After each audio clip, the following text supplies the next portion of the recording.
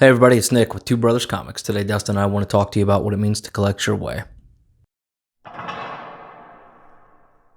Alright guys, so today we're going to talk about our, I guess you could call it our catchphrase, our hashtag, collect your way. I think when that came about was, I just threw it on the end of a Mail Call Monday video. Wasn't that what it was? And you noticed and asked me about it. And I think I've told you about where it came from, but I kind of picked that up because, you know, everybody's got their own catchphrase and hashtags, and, you know, this whole world now is based on, you know, hashtags. So, you know, we needed a hashtag. And I had just got done talking to our buddy Phil, Mr. Phil Langston, and he told me, you know, I think it's really cool, and I admire the fact that, you know, you collect what you want and what you like, and you stick with that, even though that a lot of the stuff you collect is, you know, kind of off the mark from what everybody else collects. You know what you like and you stick to it. So I was like, you know, that you know, that was cool, but, you know, it was true. And I was like, you know what, collect your way. That's going to be our hashtag. So today we're going to talk about what collect your way means to us, and the message we try to get across with what that actually, you know, with what it does mean in general. So, you know, that I kind of, you know, led into mine a little bit. So Nick, you know, what do you collect your way? What does that say to you? So I think kind of when we first got into this, right, started comic collecting, we really didn't know how to begin, right? It was just, we wanted to, I bought a book or a series of books, based on movies, right? And that was what was important to me.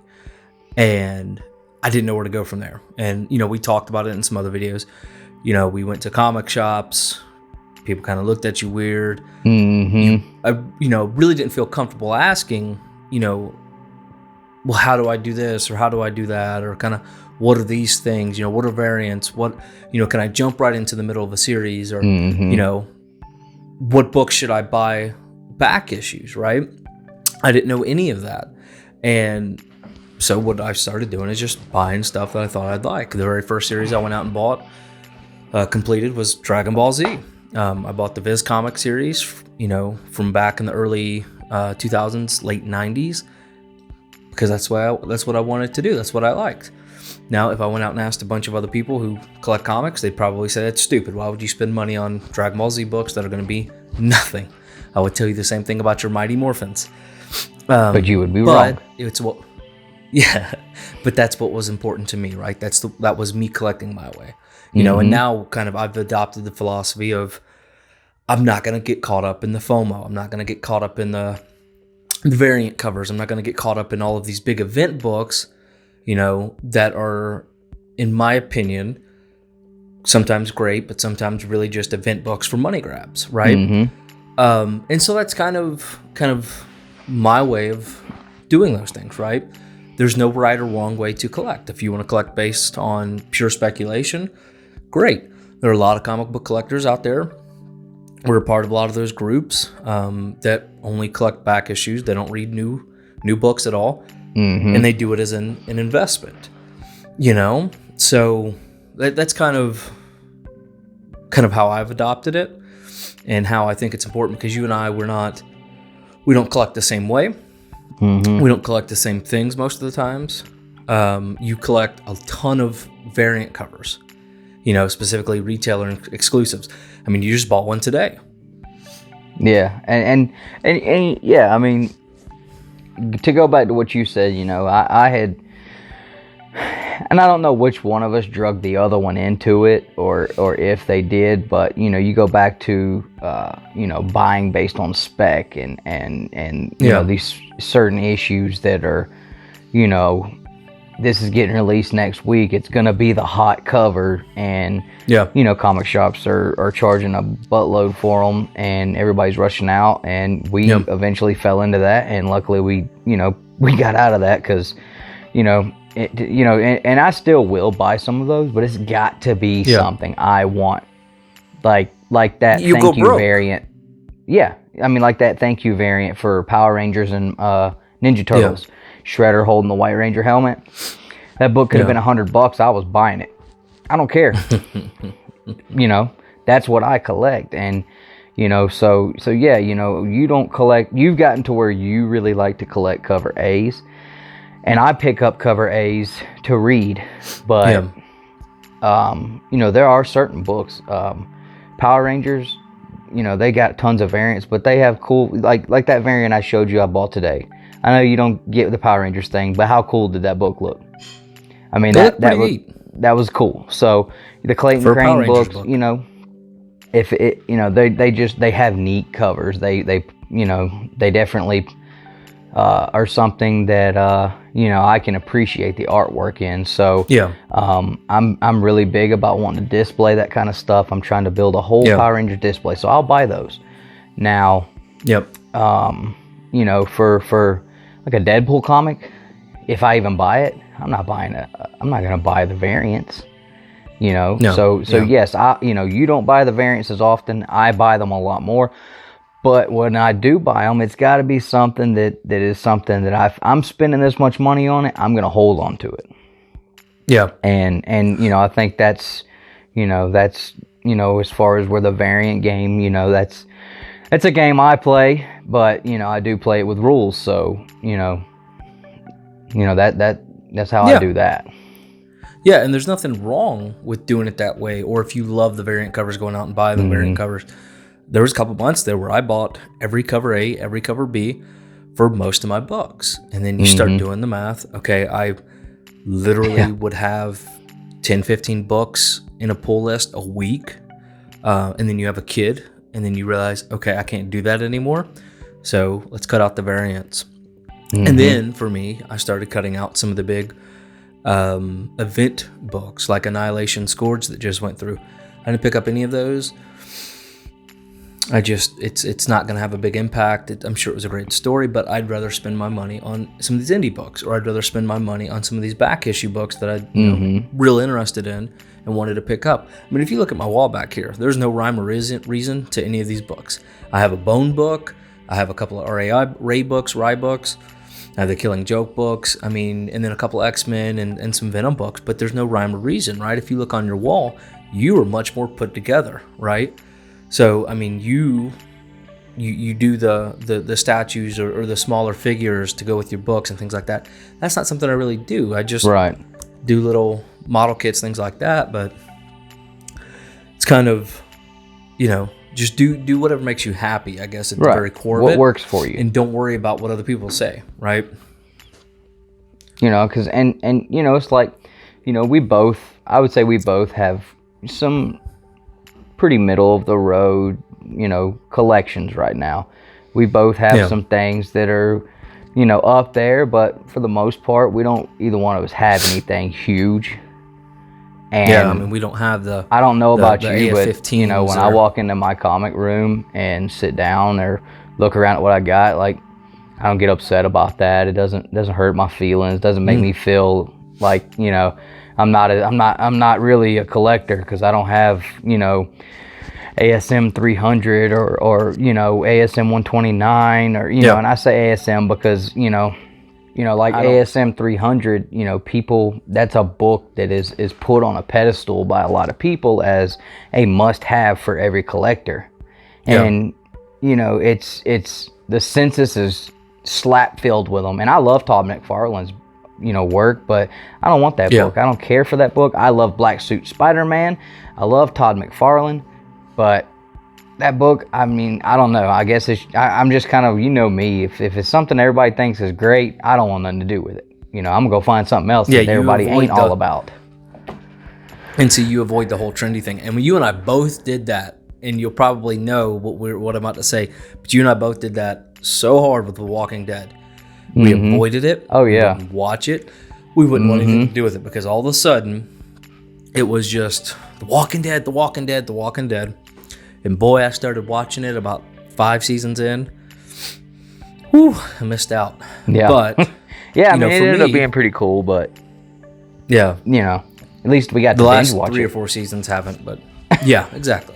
Sometimes, you know, not worrying about the FOMO is not a bad thing. But, you know, for me, I want the ASM 300. I like the cover. I think Todd McFarlane's art is becoming some of my favorite.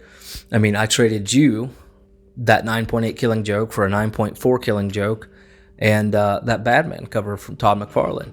I wanted the book, so you got your 9.8, and I'm told y'all I'd get it from pretty him, happy didn't I? with that. I told you guys I was gonna get it. So, and it's funny because we were just sitting here watching a video, or we were recording a video, and I stopped like halfway through the video, just interrupted the whole thing. I'm like, dude, where did you get the book? Where did you get that book? I just had it pulled up on eBay. I refused to pay those prices because there's nothing really significant about it other than that book, or other than the cover. And you're like, I just picked it up. I said, okay, I'll trade you. So I got the better end of that deal, but in my opinion. But again, that's what was important to me, right? I wanted that book. You wanted the 9.8. Right. We didn't really make a big fuss about it. Right. And swapped. We both came to an agreement. Some people may. So, right. Yeah, and it's because that book was important to me. That's the way I wanted to collect. It wasn't necessarily something you maybe cared enough about. You would have rather had the 9.8. So I got the 9.4 back. I'm going to resubmit it, get a 9.8 out of it, and then I'll be real happy. All right, so we talked about the variant cover situation and where people go, on that, which way I lean, which way you lean. So let's move into grails. Yeah. And this is something that everybody has, and we've said this is something we want to kind of cater to new collectors too with. So if you don't know what a grail is we're talking about your holy grails as far as collecting. A lot of people have their holy grails. They're going to be, what would you say the top 3 is? AF-15? AF-15. ASM-1? X-Men #1. ASM. Nah, probably, yeah. ASM-1, AF-15, and Hulk 181, X-Men 1. So you got these, people that have these as their grails, and we're talking, if you're talking about a graded 9.8, we're talking about, you could buy houses, hundreds of thousands for of what dollars. these books cost. So with collecting your way, a grail doesn't necessarily have to be something that outlandish and something that maybe is unattainable for you. I know for me, the grails that I currently have, I'm gonna get them. I'm gonna put my hands on them. My current grails. Yeah, and you've got one sitting right behind you. Huh? I said, and you've got one sitting right behind you. Oh yeah, absolutely. I've already gotten one of them. I mean, and that was my first one. So. And for me, whenever I wanted a Killing Joke first print 9.8. I wanted that, and I got 2, and I'm gonna have a third one. I'm gonna get that 9.4 up to a 9.8. I don't see anything wrong with it. Crap. Just knocked myself in the face. I'm gonna get the 9.4 up to a 9.8. I just don't see how it's not one already. It's gonna get there. So, but again, you go talk to some of those people that are looking for the AF-15s. That's not a grail to them. You know what I mean? It's drop in the hat. That's a pull list book, man. Right? So you're absolutely right. And it doesn't have to be something expensive like that, like right now, one of my grails is Iron Fist 14, and I want I want to buy a raw copy. I want to buy a really nice graded, nice quality raw copy. Now, is that book something I can go buy today? No, my wife would kill me.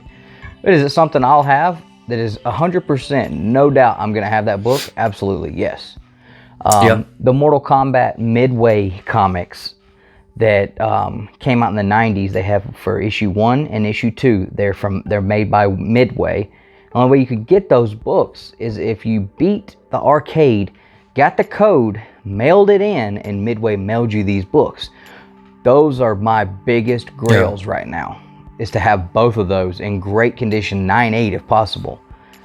So don't think that if you walk into a comic convention and you pick up a book that's it's a $7,500 book and that's your grail, and then you know what, if you got it, get it. It's your grail. It's what you wanted to get. So to me, and you should feel excited about that, man. Right, exactly. I mean, you remember when I picked up hold on, you were with me when I picked this up. Yep. I mean, I was super pumped about this. Yep. You know, I already had a couple of the early appearances, but I wanted first appearance of Gray Beast, and you were with me when I picked this up. Yeah. I just made a couple trades for it, and I mean, I was on top of the world that day. That was a small grail for me. Yeah. So same thing with your Miles Morales up there. Right. I got the first appearance of Miles Morales. That was a huge one for me. So, you know, collecting your way, you know, it's everything, you know, from you know, your series you collect, what kind of covers you collect, what are your grails, do you collect statues, what kind of figures, you know, all of that. So this comic collecting, it extends a lot more to just comic books in a way, right? It extends into these massive statues, whether they're the, you know, XM Studio $1,400 statues, or you know, to these figures you know, like on Dustin's desk, the Mortal Kombat Scorpion with the head falling off, or the Gray Beast back there, you know, and the Spider-Man. You can kind of tell that he sets up a little display, and he'll go out and he'll get a statue or a figurine to go with that, and kind of bring his display up a level, right? That's how he likes to do things. For me, I like these little model kits.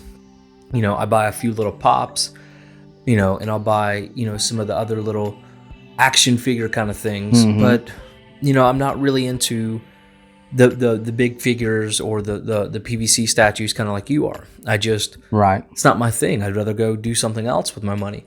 However, I do want to get one of these massive XM Studio statues. I just don't know what of yet, right? I think everybody would love to have one of those.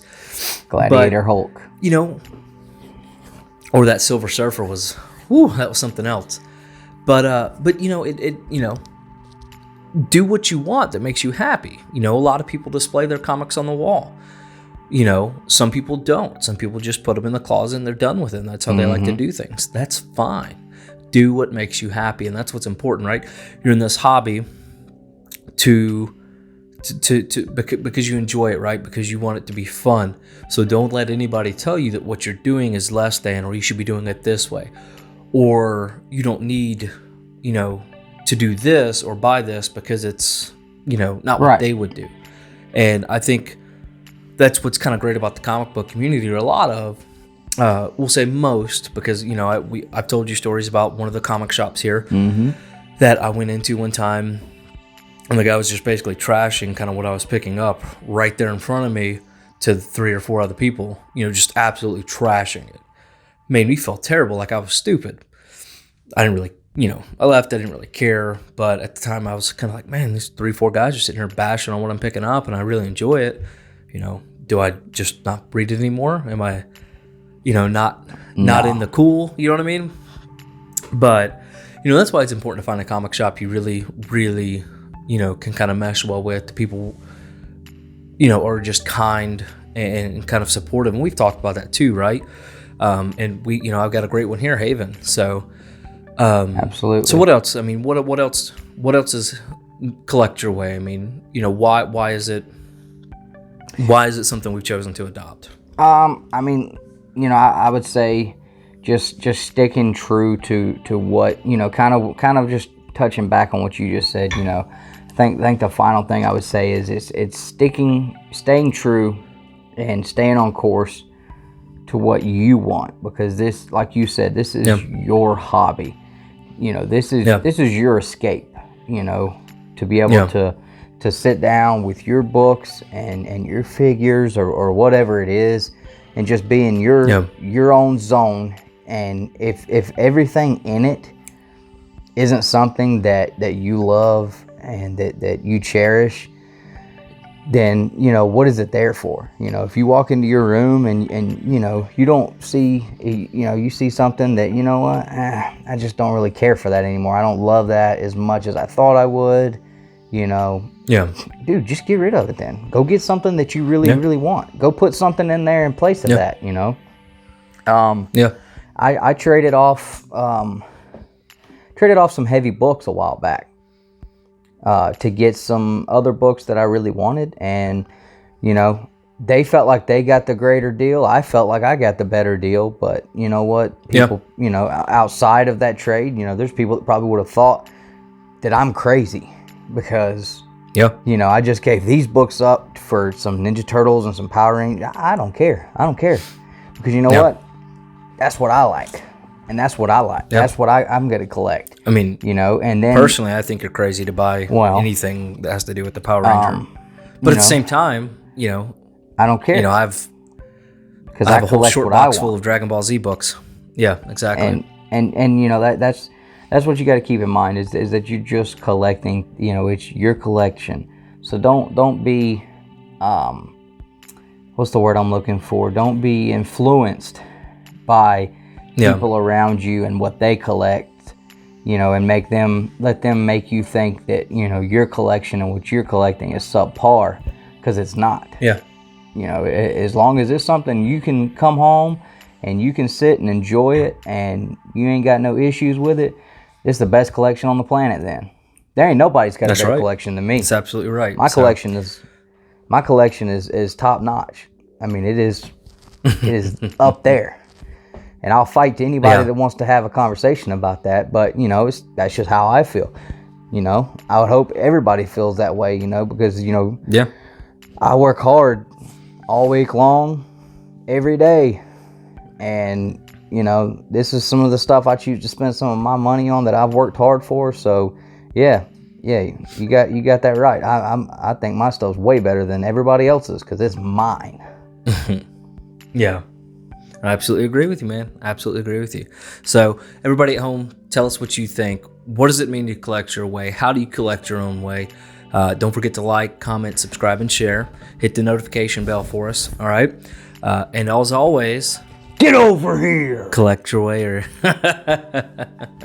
And collect your way.